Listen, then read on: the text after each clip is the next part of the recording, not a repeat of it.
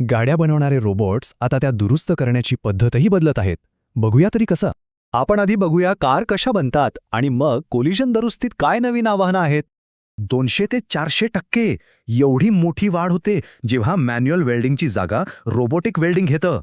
म्हणजे रोबोट्स फक्त वेगवान नाहीत, त्यांच्या अचूकतेमुळे स्क्रॅप कमी होतो आणि कामाचा वेळ वाढतो.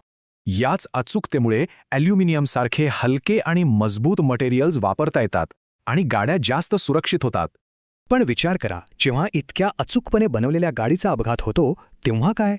आता फक्त डोळ्यांनी पाहून दुरुस्ती होत नाही, कारण खरे नुकसान तर आत लपलेलं असतं.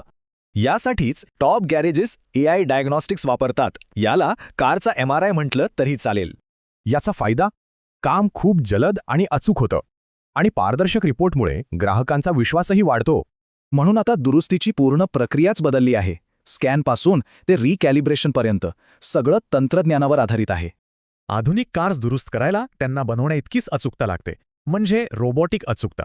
रोबोटिक सिस्टम्समुळे दुरुस्ती अगदी फॅक्टरी स्पेसिफिकेशन्सनुसार होते. गाडी पुन्हा पूर्वीसारखी सुरक्षित होते. तर हे आहे आजच्या टेक्निशियनचं नवं टूलबॉक्स, जिथे डिजिटल टूल्स आणि मानवी कौशल्य एकत्र काम करतात. याचा अर्थ असा नाही की तंत्रज्ञान टेक्निशियन्सची जागा घेतंय. उलट ते त्यांना जास्त कुशल बनवतंय. ऑगमेंटेड रियालिटी यात खूप मदत करते. ती टेक्निशियनला दुरुस्ती कशी करायची हे अक्षरशः गाडीवरच दाखवते. यामुळे प्रशिक्षणही खूप इंटरेस्टिंग होतं आणि टेक्निशियन्स नवीन गोष्टी खूप लवकर शिकतात. तर मग प्रश्न उरतो की भविष्यातला टेक्निशियन एक मेकॅनिक असेल की IT स्पेशलिस्ट? विचार करायला लावणारी गोष्ट आहे.